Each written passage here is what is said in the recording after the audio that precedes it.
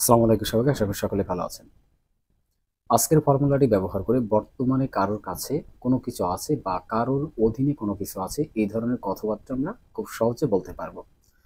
তো এই ধরনের কথাবার্তা বলার ক্ষেত্রে আমাদের সেন্টেন্স মেকিংটা জানতে হবে। এর জন্য প্রথমে আমাদের একটা সাবজেক্ট ব্যবহার করতে হবে।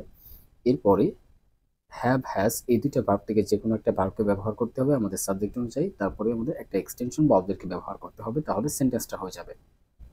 তো আমরা অনেক সময় বলি না যে আমার একটা কলম আছে, আমার একটা মোবাইল আছে, ঠিক এই কথাগুলোই আমরা বলা শিখবো, ঠিক আছে? তো আপনারা এই সেন্টেন্সগুলো প্র্যাকটিস করলে কিন্তু খুব সহজে এই ধরনের হাজার হাজার কথা আপনারা বলতে পারবেন।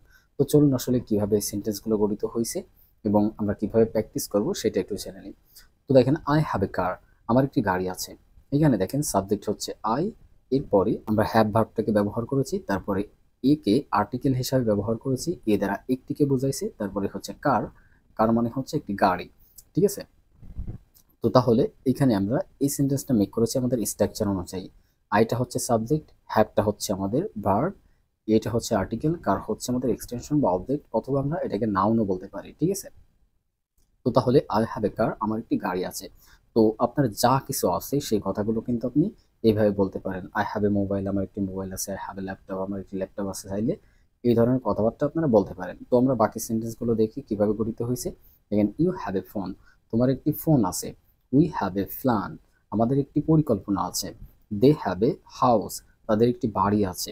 শি হ্যাজ এ ক্যাট, তার একটি বিড়াল আছে। হি হ্যাজ আ ল্যাপটপ, তার একটি ল্যাপটপ আছে। ইট হ্যাজ এ টেইল, এর একটি লেজ আছে।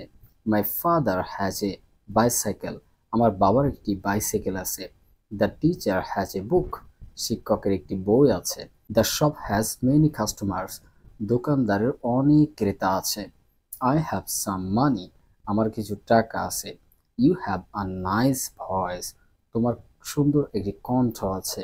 She has a beautiful dress, তার একটি সুন্দর পোশাক আছে। We have a two children, আমাদের দুইটি সন্তান আছে। হি হ্যাজ আ ড্রিম, তার একটি স্বপ্ন আছে। তো দেখেন, আমাদের যা কিছু থাকুক না কেন আমরা কিন্তু খুব সহজে এই সেন্টেন্স মেকিং প্যাটার্ন দিয়ে বলতে পারবো। তো যারা স্পোকেন ইংলিশটা ইমপ্রুভ করতে চান তারা চাইলে এইভাবে করে প্র্যাকটিস করতে পারেন এবং নতুন নতুন সেন্টেন্স গঠন করতে পারেন। এখন আসুন, কখন আমরা হ্যাভকে ব্যবহার করব, কখন আমরা হ্যাজকে ব্যবহার করব। দেখুন, সাবজেক্ট যদি আই, উই, ইউ অ্যান্ড যে কোনো প্লুরাল সাবজেক্ট হয়, অর্থাৎ একের অধিক ব্যক্তি বস্তু বোঝায়, সেক্ষেত্রে আমরা হচ্ছে হ্যাভকে ব্যবহার করব। আর যদি সাবজেক্ট হি, সি, ইট এবং থার্ড পারসন সিঙ্গুলার সাবজেক্ট হয়, অর্থাৎ তৃতীয় একজন ব্যক্তি বা একটি বস্তু বোঝায়, সেক্ষেত্রে আমরা হ্যাজকে ব্যবহার করব।